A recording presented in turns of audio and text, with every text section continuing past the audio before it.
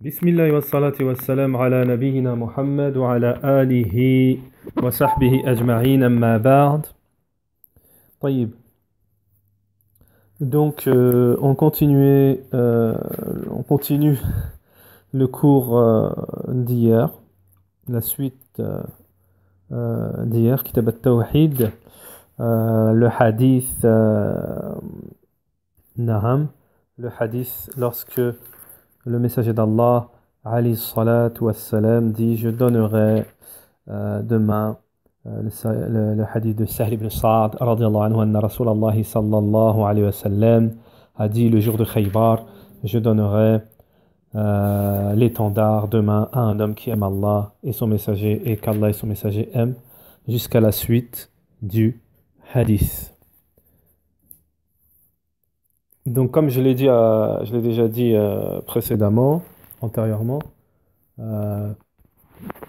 c'est mieux pour quelqu'un qui suit les cours de Tawhid, quel que soit le livre qu'il suit ou l'épître qu'il suit, c'est mieux d'avoir le livre, c'est-à-dire la parole du shir. Après, nous, on va expliquer, hein, mais avoir la parole du shir, c'est-à-dire là, quand on mentionne le hadith, la personne devant elle, elle a le hadith ou elle a le verset, c'est mieux.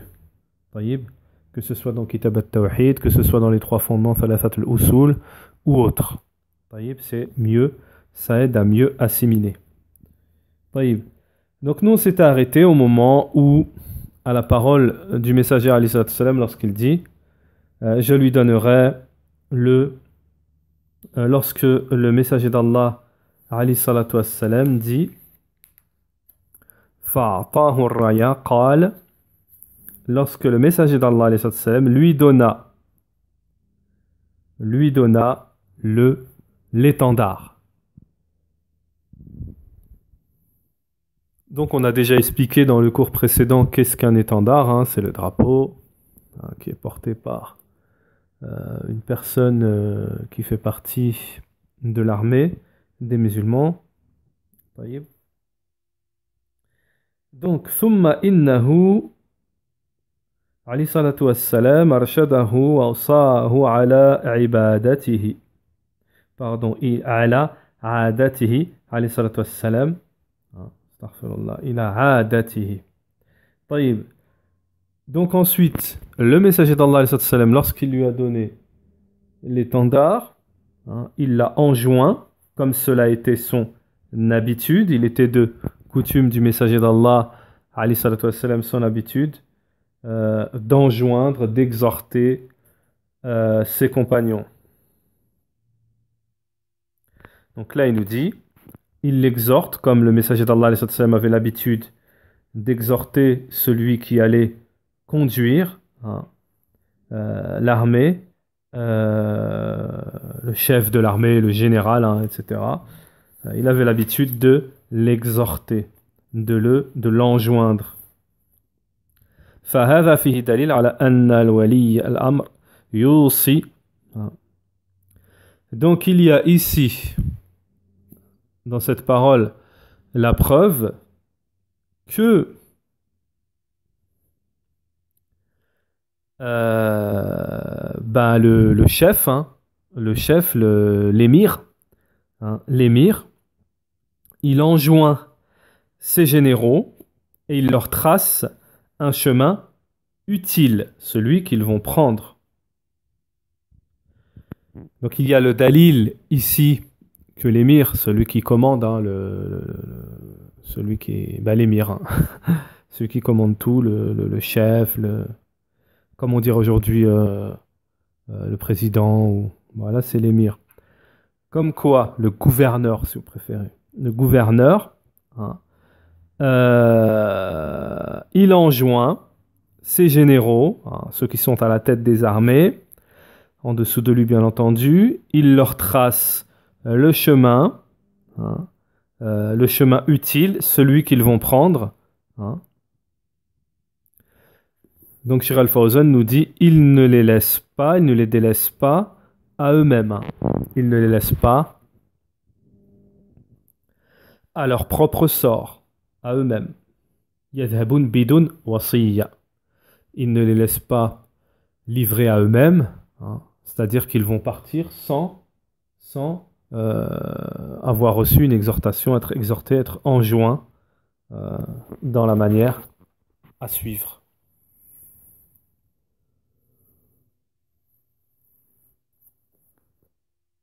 Donc, وقال ensuite. Donc ensuite, nous continuons l'explication, la suite.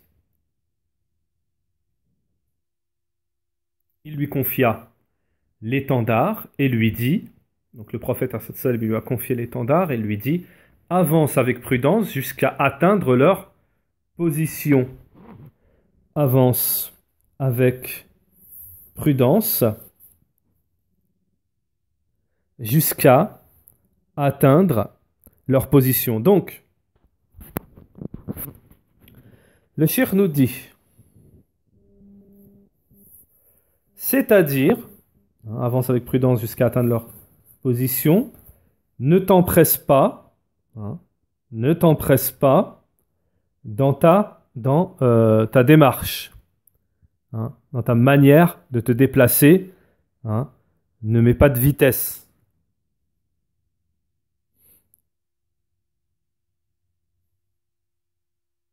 Alors, ensuite le cheikh nous dit, c'est-à-dire qu'il n'y a pas de voix haute, on ne crie pas, on ne fait pas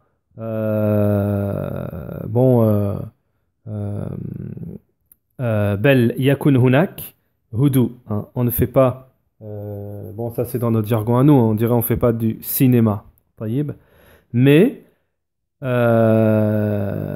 on doit procéder, Cheikh Al-Fawzan nous dit, mais on doit utiliser le calme, la douceur.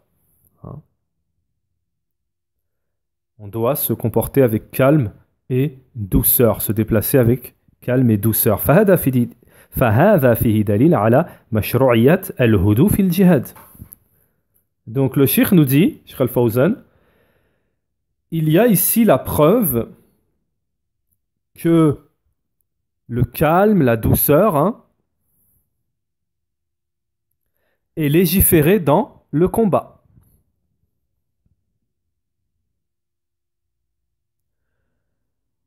Je dirais même peut-être les musulmans sont les seuls qui ont cette caractéristique. وَتَرْكَ الْعِجْلَ وَالرَّفَعَ الْأَصْوَاتِ. Donc le cheikh nous dit, et délaisser l'empressement et élever les voix. Donc, je répète la phrase entière. Donc il y a ici la preuve que la douceur, le calme dans le combat, le djihad, est légiféré, et aussi délaisser l'empressement et le fait d'élever les voix. Tout ça c'est légiféré. Pourquoi? Cheikh Al-Fawzan nous dit parce que cela indique le raffermissement et le courage. Lorsqu'on est calme, on ne s'empresse pas, on est vraiment dans la douceur, dans le calme, on ne crie pas, on n'est pas pressé, etc. Cheikh Al-Fawzan nous dit cela indique qu'on est raffermi et qu'on est courageux. Et cela indique aussi qu'on est dans l'assimilation de la chose, qu'on est en train de méditer, assimiler la chose, qu'on est bien conscient de ce qui se passe.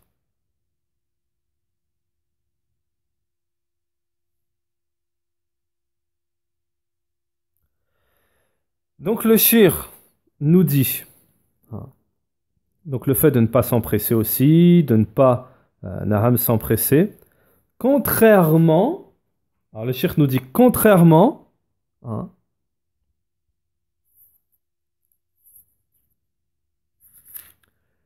contrairement à ceux qui élèvent les voix, qui s'empressent, etc.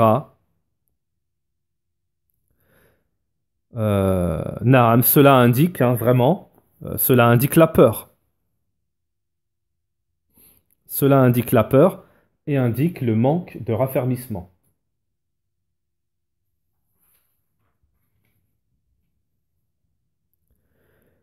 Donc le shir nous dit, contrairement à ceux qui s'empressent, qui élèvent les voix, qui font des cinémas, quoi.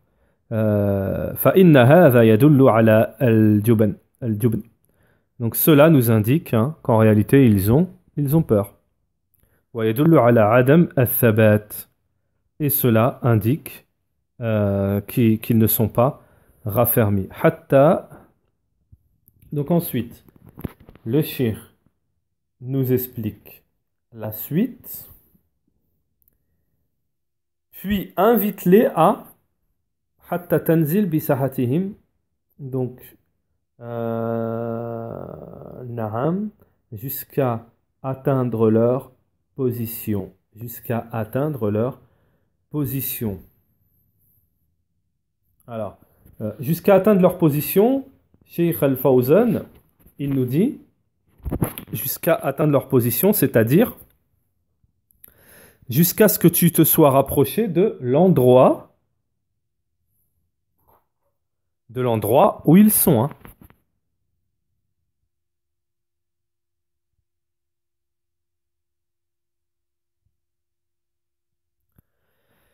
Donc le shir, il nous dit dans cette parole, jusqu'à ce que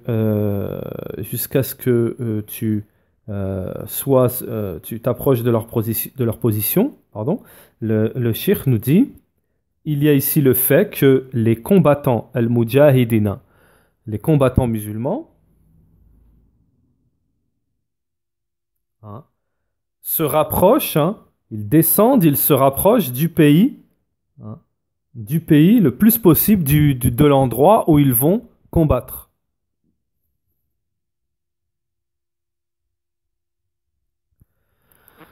Ensuite, le messager d'Allah, alayhi salatu wassalam, a dit à Ali, radiyallahu anhu, il lui a dit, puis invite-les, appelle-les à l'islam.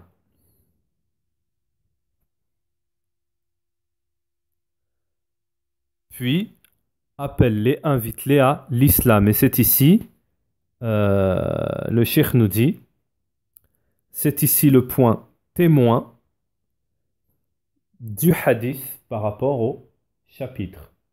Je vais expliquer rapidement. Le cheikh nous dit, c'est ici le point témoin du hadith par rapport au chapitre. C'est-à-dire que c'est sur cette parole-là, puis appelle-les à l'islam, c'est sur cette parole-là qui nous intéresse, qui est directement liée à notre chapitre.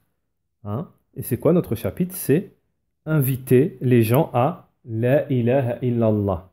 L'appel à du témoignage de La ilaha illallah. Donc dans ce chapitre, l'auteur, Cheikh Mohammed ibn Abdel Wahhab, nous mentionne ce hadith. Au début du hadith, on peut se dire, mais quel est le rapport entre ce hadith et le chapitre? Donc le Cheikh, il nous dit ici, le rapport entre ce hadith et le chapitre, c'est lorsque le messager d'Allah a dit à Ali avant de combattre, ça le Cheikh il va l'expliquer après, avant de combattre, il lui a dit, puis appelle-les à l'islam. Appelle-les à l'islam. Alors, c'est bon? Alors, ensuite, حيث قال أدعوهم إلى الإسلام. Appelle-les à l'islam. فهذا فيه الدليل على وجوب الدعوات إلى الإسلام. طيب.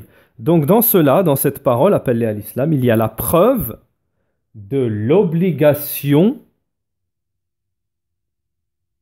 d'appeler à l'islam. De l'obligation d'appeler à l'islam. Wa anna al-adu yud'a qabla an yuqatil. Donc dans cette parole, et appelle-les dans la parole du prophète, et appelle-les, invite-les à l'islam, il y a la preuve que c'est une obligation d'inviter, d'appeler à l'islam. Et que l'ennemi doit être appelé avant d'être combattu.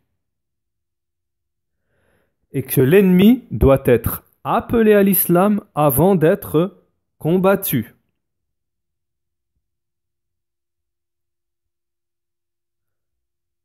Cheikh Al-Fawzan nous dit, on ne commence pas par combattre avant la da'wa, c'est-à-dire avant le prêche, avant de les appeler, de les inviter à l'islam. On ne commence pas le combat avant de les avoir appelés à l'islam.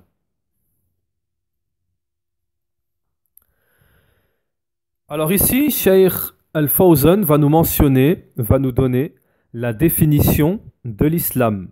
Alors moi, je conseille à ceux qui en ont la possibilité d'apprendre cette définition par cœur. Pourquoi? Parce qu'elle va déjà, quand on apprend cette définition et qu'on médite sur cette définition, sa définition quand même de l'islam, et on se dit musulman. Donc c'est très important, l'apprendre par cœur. Quelqu'un dehors, un athée ou autre, un associateur, il vient et te dit c'est quoi la définition de l'islam, et toi tu sais pas.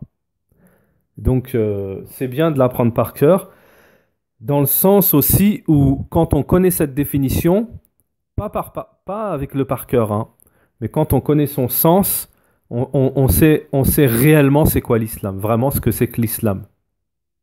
Taïb. Donc la définition de l'islam, c'est quoi? Naham. L'islam, nous dit le shir, l'islam c'est al-istislam lillahi bit-tawhid. C'est l'assujettissement à Allah dans son unicité. Wal-inqiyad lahu bit-ta'a. Alors, pardon, je reprends. L'istislam lillahi bit-tawhid, c'est la soumission à Allah dans son unicité.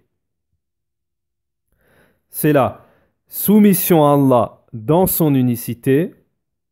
Wal-inqiyad lahu bit-ta'a, et c'est l'assujettissement à Allah dans son obéissance.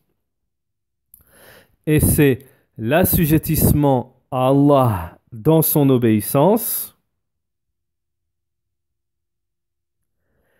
Et c'est le désaveu. Et c'est le désaveu du polythéisme et de ses adeptes.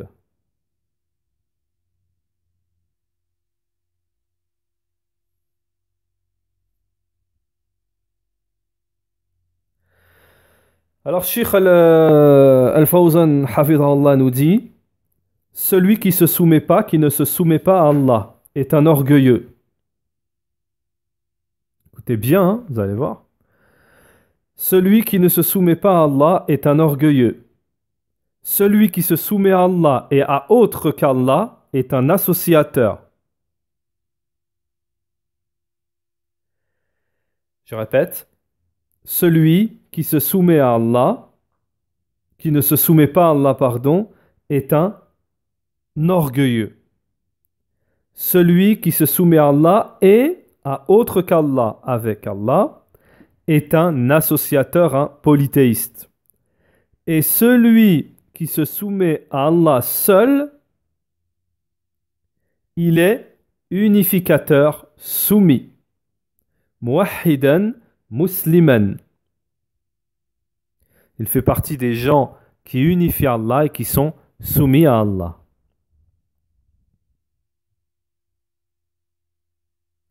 Donc pourquoi, une petite faïda au passage, pourquoi c'est bien de connaître cette définition? Parce qu'on voit bien que dans cette définition, on a vu déjà précédemment que Cheikh Al-Fawzan, dans d'autres cours, il nous disait que celui qui ne se désavoue pas des associateurs, il n'a pas rempli le tawhid. Il n'a pas mis en pratique le tawhid.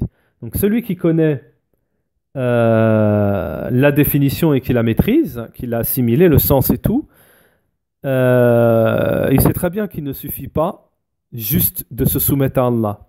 Il suffit aussi, il faut aussi se désavouer du polythéisme et de ses associateurs et de ses adeptes. Ensuite,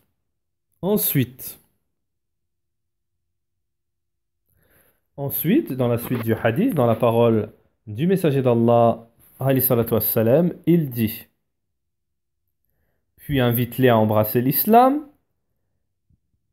et informe-les de ce qui leur incombe concernant le droit d'Allah le Très-Haut. Et informe-les وَأَخْبَرُهُمْ بِمَا يَجِبُ عَلَيْهِمْ مِنْ حَقِّ اللَّهِ تَعَالَى فِيهِ. Et informez-les de ce qui leur incombe concernant le droit d'Allah le Très-Haut. Alors, le cheikh nous dit,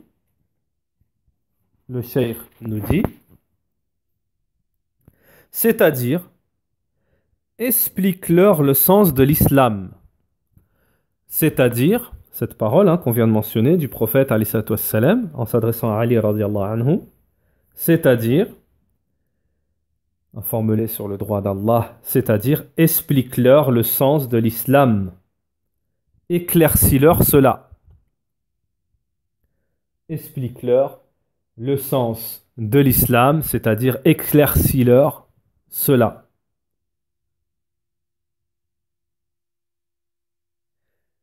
Et comme quoi, parmi ce qui leur est obligatoire, et comme quoi, parmi ce qui leur est obligatoire,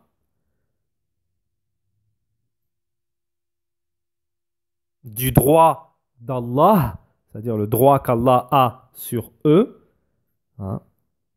et sur tous ses serviteurs, Allah Ta'ala, la prière, l'aumône, le jeûne, le pèlerinage. Ce n'est pas terminé. Et informe-les de ce qui leur est obligatoire parmi le droit d'Allah ou Ta'ala, la prière, l'aumône légale, la zakat, salat, zakat, wa siyam, le jeûne du ramadan, wal hajj, le pèlerinage.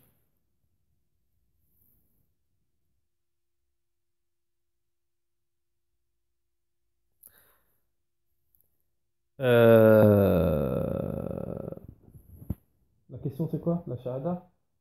La shahada? Non, parce que la shahada a été mentionnée. Non, parce que la shahada a été mentionnée déjà. وأخبرهم بما يجب عليهم من حق الله تعالى فيه يعني أشرح لهم معنى الإسلام وبينه لهم وما يجب عليهم من حق الله تعالى لا صلاة لا زكاة لا صيام لا حج وغير ذلك من أركان الإسلام فلا يكفي دعا إلى الإسلام مجملا كما يثرثر به. Donc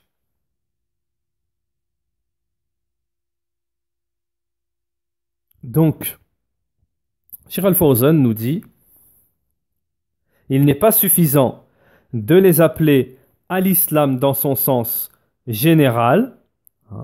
Il n'est pas suffisant de les appeler seulement à l'islam dans son sens général.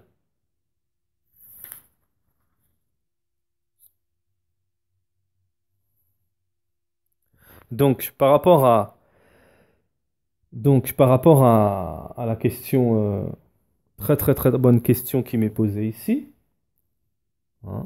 le cheikh mentionne les trois, 1, 2, 3, 4, plutôt 4 piliers de l'islam et pas le tawhid, qui est le premier pilier de l'islam. Mais comme on a expliqué précédemment, comme vous le voyez bien, puis invite-les à l'islam. Donc je remonte un petit peu en haut dans le hadith.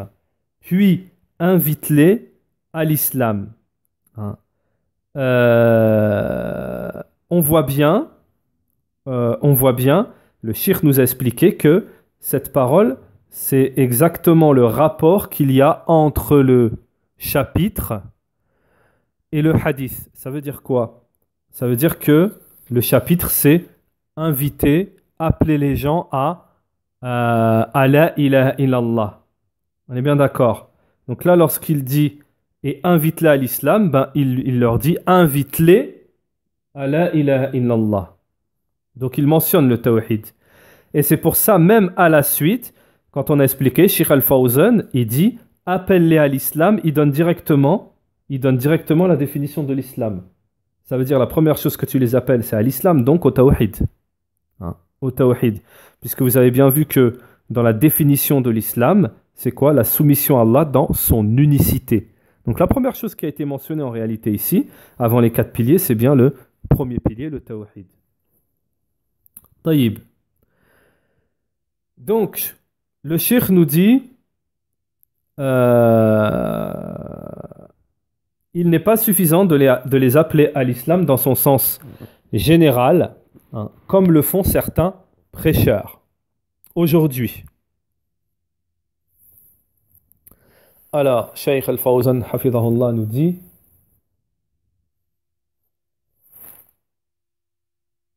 il n'est pas suffisant.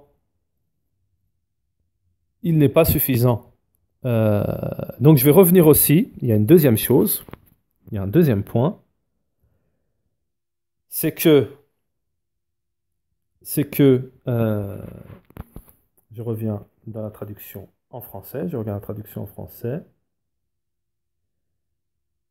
invite-les à embrasser l'islam. Donc ça c'est le tawhid. Invite-les à embrasser l'islam. Comment on invite quelqu'un à embrasser l'islam? Qul la ilaha illallah. On est d'accord? Premier point.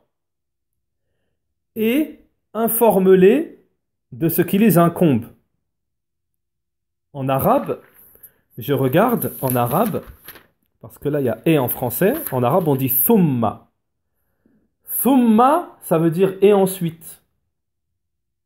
Et ensuite, invite-les, appelle-les au reste des 5 piliers, au reste de l'islam. Et ensuite de quoi? Et ensuite du tawhid. Taïb.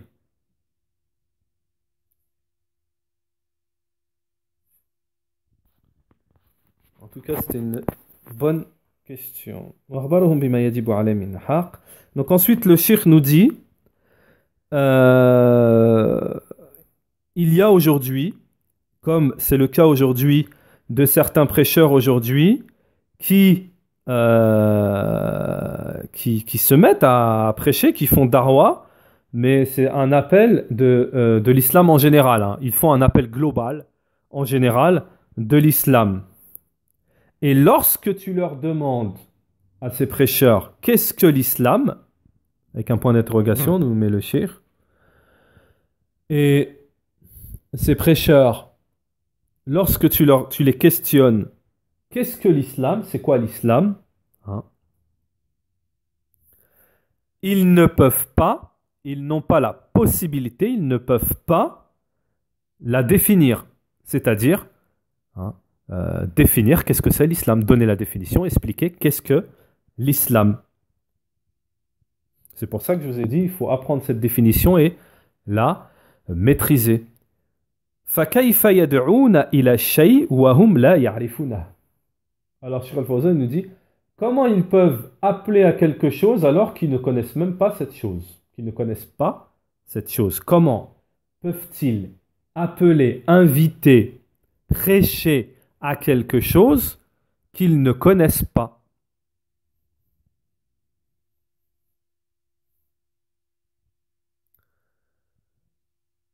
Celui qui appelle, qui invite à l'islam, il faut absolument qu'il sache, qu'il connaisse ce qu'est l'islam.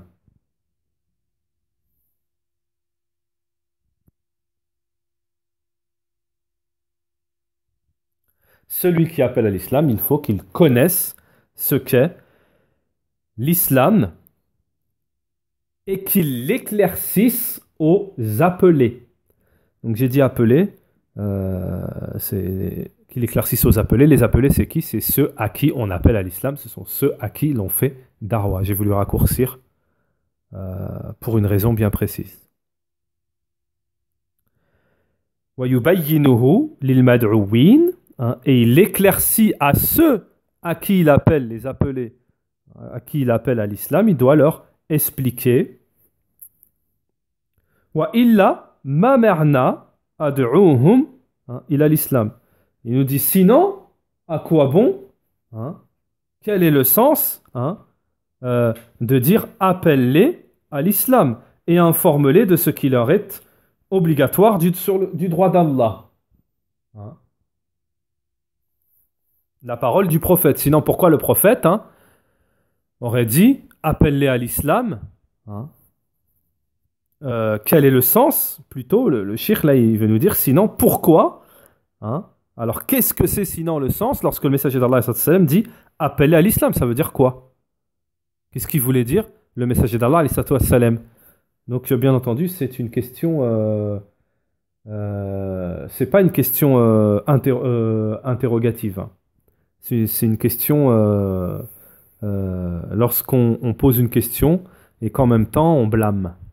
On fait passer ça sous une interrogation, mais en même temps c'est un blâme.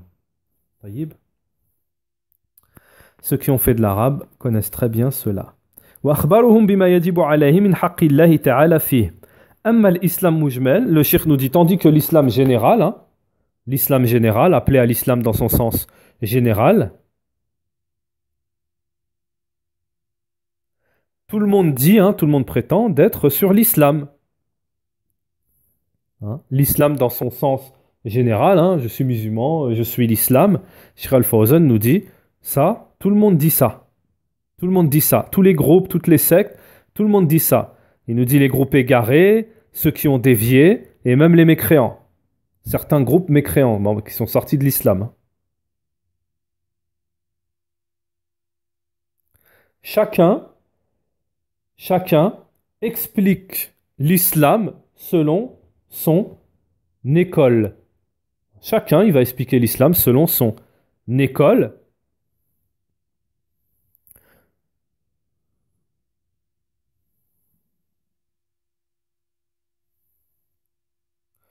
Alors, Al-Qadiyaniya, Wal-Batniya, Wal-Quburriya, tout ça, ce sont les groupes qu'il mentionne le cheikh, des groupes qui expliquent l'islam selon leur école fanatique. وغيرهم من طوائف منحرفة, pardon, et bien entendu tous les autres parmi les groupes déviés. كلهم يدعون أن الإسلام هو ما هم عليه. Donc chacun, il prétend, il appelle, il prétend que ce sur quoi il est, c'est l'islam. Il appelle, soi-disant, à l'islam. Alors, Cheikh Al-Fawzan Hafizahullah, il va faire la différence tout de suite. Mais si l'islam est expliqué comme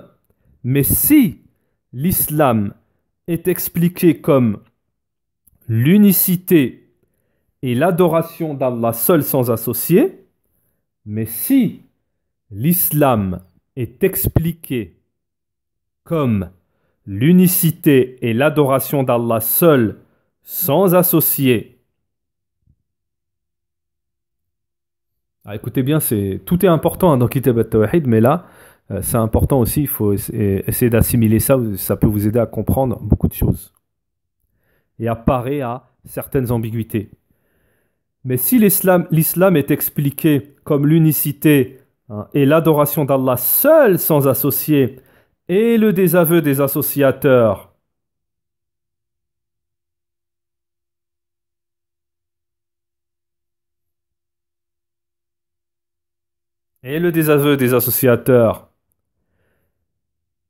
la pratique de la prière, l'acquittement de l'aumône légale, le jeûne du Ramadan, le pèlerinage à la maison sacrée, la maison d'Allah sacrée,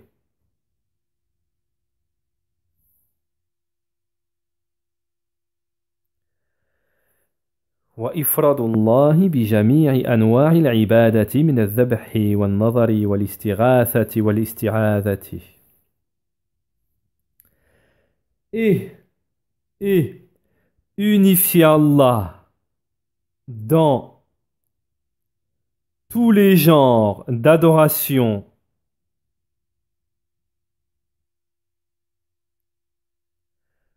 comme le sacrifice, le vœu, comme le sacrifice, le vœu, la demande de secours, la demande de secours.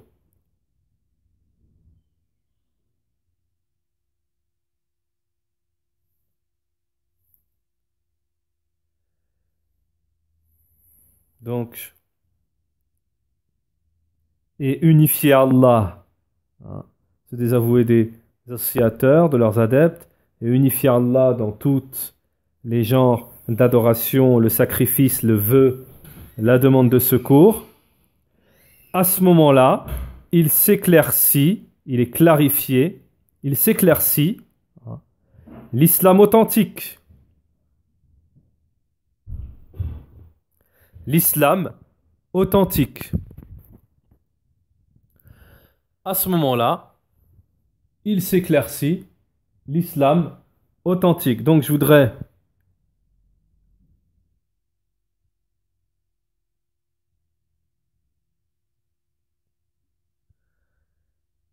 voudrais donner une faïda, c'est-à-dire une parole profitable et qui est un barrage à une grosse ambiguïté que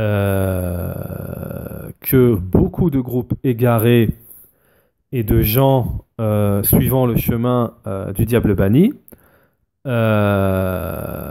cette ambiguïté, hein, qu'ils ont essayé de mettre à beaucoup de gens, et malheureusement beaucoup de gens passent à côté du vrai islam et passent à côté d'un immense bienfait. Qu'est ce livre? Un immense bienfait dans ce livre, Kitab al-Tawhid, le livre de l'unicité. Cette faïda, c'est quoi? Cette parole profitable, c'est quoi? Qu'est-ce qu'on vient d'expliquer là? On vient d'expliquer, le Cheikh Al-Fawzan vient de nous expliquer ce qu'était, hein, que quand on appelle à l'islam authentique, hein, on va le voir à la suite, hein, l'islam authentique, c'est-à-dire tout ce qu'on vient de dire là, l'islam dans son sens réel, l'islam authentique, ah, ils sont pas contents là. Les égarés, les associateurs et tout le reste, hein, les alliés du shaitan, là ils sont pas contents. C'est bien pour cela que lorsque Cheikh al-Islam Mohammed ibn Abdel Wahhab a fait son livre Kitab al-Tawhid, hein, et bien entendu bien d'autres de livres et épîtres, hein, ah, ils ont tous dit quoi? Ils ont tous appelé cela la Wahhabiyya. Alors que le shirk n'appelle pas du tout à ça, mais qu'il appelle au Kitab wa Sunnah. Le shirk, Cheikh al-Islam ibn Abdel Wahhab, lui, il appelle au Kitab wa Sunnah. Donc, comme le contenu n'a pu être, ils n'ont pas pu toucher le contenu, donc qu'est-ce qu'ils ont fait? Ils ont dénigré l'auteur. Hein, ils ont dénigré l'auteur, mais ils n'ont pas pu dénigrer le contenu, ce Kitab al-Tawhid, hein, ce livre de l'unicité, ils n'ont pas pu le dénigrer puisque c'est Qala Allah, Qala al-Rasoul. Mais qu'est-ce qu'ils ont fait? Ils essayent, pour barrer le chemin, hein, des gens qui ne connaissent pas, qui sont ignorants, ou d'autres, hein, Wahhabi, c'est les Wahhabites. Mais en réalité, le Cheikh, il appelle au Kitab wa Sunnah. Dans ce cas, on prend tous les ulama de la Sunna et on dit, lui, c'est un Uthayministe, l'autre, c'est un albaniste, l'autre, c'est un rabi'iste, l'autre, c'est un taïmiyiste, l'autre, c'est un... Non, c'est pas comme ça. C'est parce que Cheikh al-Islam et Taymiyya, il leur a tellement fait mal aux mouchriquines, aux associateurs et aux gens de la bid'a et aux autres égarés, avec le haqq, ça leur a tellement fait mal que voilà, ils sont sentis obligés d'inventer des choses et de... Donc voilà, c'était une petite parenthèse. Faites attention, regardez le contenu avant de dénigrer ou de rentrer dans ces ambiguïtés, le shirk ceci, le shirk cela. Taïb. Donc, ensuite, Amma l'Islam al-Mujmal, donc le shirk nous a expliqué, donc je reprends la parole du shirk. À partir de ce moment-là, l'islam authentique s'éclaircit. De l'islam, hein, qui ne l'est pas. Donc le cheikh nous dit ça, ils ne le veulent pas. Ça, ils ne le veulent pas. Ils ne le veulent pas. Ils ne veulent pas que s'éclaircisse l'islam dans sa réalité. Ils ne veulent pas, ils ne souhaitent pas que l'islam s'éclaircisse dans son sens réel, que le vrai islam soit clarifié. Ils ne le veulent pas. Alors, Cheikh Al-Fawzan, hafidhahullah, il va nous dire pourquoi. Inch'Allah, on va terminer là-dessus, mais il va nous dire pourquoi, Cheikh Al-Fawzan. Parce que lorsque l'islam, le véritable, l'islam authentique,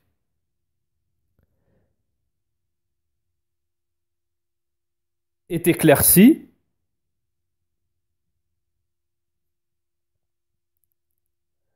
alors cela montre leur fausseté et ce sur quoi cela montre la fausseté de ce sur quoi ils sont. Cela montre la fausseté, le faux, le caduc, de ce sur quoi ils sont. En gros, si vous voulez, parce que l'islam dévoile leur fausseté, la fausseté de leur croyance, parce que l'islam, le véritable islam, dévoile la fausseté de leur croyance. Taïb. Donc, Inch'Allah, on continuera la suite dans le cours, Inch'Allah ta'ala, demain. Assalamu alaikum wa rahmatullahi wa barakatuh. Subhanakallah wa ma bihamdik. Wa ashhadu an la ilaha illa ant wa astaghfiruka wa atubu ilayka.